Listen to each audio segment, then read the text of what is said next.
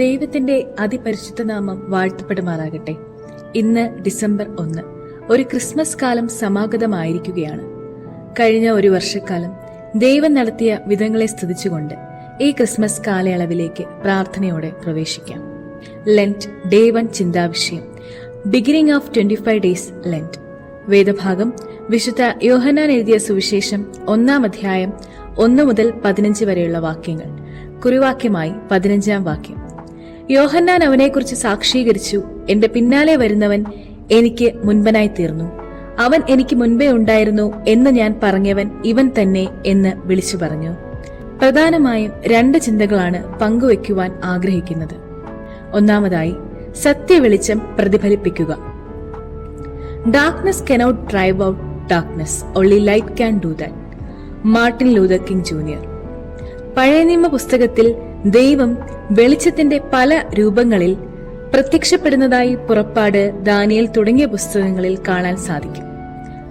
ആദിയിൽ വചനം സൃഷ്ടിക്ക് മുൻപേ ഉണ്ടായിരുന്ന ഇരുളിനെ വെല്ലുവിളിച്ചു. വെളിച്ചമുണ്ടാകട്ടെ എന്ന് ദൈവം അരുളി ചെയ്തപ്പോൾ ഇരുട്ട് പിന്മാറി ജീവനും ക്രമവും ആരംഭിച്ചു. എന്നാൽ പുതിയ നിയമത്തിൽ വചനം സൃഷ്ടിക്കുള്ളിൽ വളർന്നു വന്ന ആത്മീയ ഇരുളിനെ വെല്ലുവിളിക്കുന്നു. വിശുദ്ധ മത്തായി എഴുതിയ സുവിശേഷം 4-ാം അധ്യായം 15-ാം വാക്യം, ഇങ്ങനെ ഇരുട്ടിലിരിക്കുന്ന ജനം വലിയൊരു വെളിച്ചം കണ്ടു, മരണത്തിന്റെ ദേശത്തിലും നിഴലിലും ഇരിക്കുന്നവർക്ക് പ്രകാശം ഉദിപ്പിച്ചു. യേശു മനുഷ്യരുടെ അന്ധകാരത്തിലേക്ക് വന്ന വെളിച്ചമാണ്. പാപം, നിരാശ, ദുഃഖം ഇവയെല്ലാം നമ്മുടെ ജീവിതത്തിലെ അന്ധകാരമാണ്. യേശു നമ്മുടെ ജീവിതത്തിൽ കടന്നു വരുമ്പോൾ അന്ധകാരം അപ്രത്യക്ഷമാകും. വെളിച്ചം അന്ധകാരത്തെ ഭയപ്പെടുന്നില്ല, അതിനെ മറികടക്കുന്നു. വിശുദ്ധ യോഹന്നാൻ എഴുതിയ സുവിശേഷം 8-ാം അധ്യായം 12-ാം വാക്യത്തിൽ, ഞാൻ ലോകത്തിന്റെ വെളിച്ചമാകുന്നു, എന്നെ അനുഗമിക്കുന്നവൻ ഇരുളിൽ നടക്കാതെ ജീവന്റെ വെളിച്ചമുള്ളവൻ ആകും. നാം യേശുവിനെ അനുഗമിക്കുമ്പോൾ നമ്മിലും വെളിച്ചം ഉണ്ടാകും. ദൈവം ഓരോ വിശ്വാസിയെയും ലോകത്തിന്റെ വെളിച്ചം ആകാനും ഉപ്പാകുവാനും വിളിക്കുന്നു. മനുഷ്യഹൃദയങ്ങളിൽ കയറിക്കൂടിയ പാപത്തിന്റെ ഇരുളിനോടും നിരാശയുടെയും അകൃത്യങ്ങളുടെയും ഇരുളിനോടും ദൈവവചനം വീണ്ടും പറയുന്നു, വെളിച്ചം ഉണ്ടാകട്ടെ. രണ്ടാമതായി, സത്യസാക്ഷ്യം പ്രതിധ്വനിപ്പിക്കുക. 8-ാം വാക്യത്തിൽ, അവൻ വെളിച്ചമായിരുന്നില്ല, വെളിച്ചത്തിന് സാക്ഷ്യം പറയേണ്ടുന്നവനത്രേ. സാക്ഷ്യം എന്നാൽ എന്താണ്, അത് എങ്ങനെയായിരിക്കണം എന്നതാണ് യോഹന്നാൻ സ്നാപകന്റെ ജീവിതം നമ്മെ കാട്ടിത്തരുന്നത്. യോഹന്നാൻ തന്റെ ശിഷ്യരെയും ജനങ്ങളെയും തന്നിലേക്ക് നയിക്കുന്നതിന് പകരം ക്രിസ്തുവിങ്കലേക്ക് നയിക്കുന്നു. യോഹന്നാൻ യേശുവിന്റെ നിത്യതയുടെ സാക്ഷ്യമാണ് അറിയിക്കുന്നത്. യേശു അവന്റെ പിന്നാലെ വന്നുവെങ്കിലും അവൻ മുൻപേ ഉണ്ടായവൻ, അതായത് സൃഷ്ടിക്ക് മുന്നമേ എന്ന് സാക്ഷീകരിക്കുന്നു. ഈ നോമ്പുകാലത്ത് യേശുവിനെ വെറുമൊരു ചരിത്ര പുരുഷരായി മാത്രം കാണാനല്ല, നിത്യവചനമായ ദൈവപുത്രനായി നമ്മുടെ ജീവിതത്തിന്റെ കേന്ദ്രമായി നാം തിരിച്ചറിയണം. സ്വയം താഴ്ന്ന് ക്രിസ്തുവിനെ ഉയർത്തുക.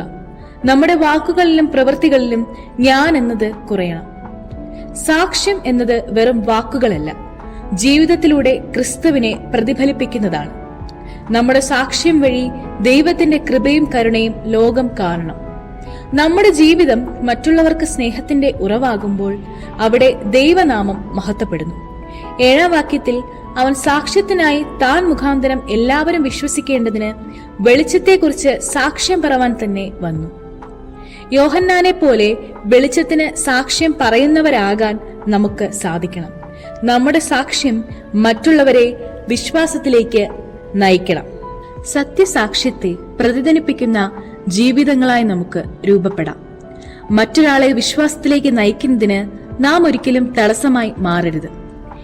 ഈ നോമ്പുകാലം ക്രിസ്തു എന്ന വെളിച്ചം ലോകത്തിലേക്ക് എത്തിക്കുവാനുള്ള സാക്ഷ്യകാലമായി അടയാളപ്പെടുത്താം.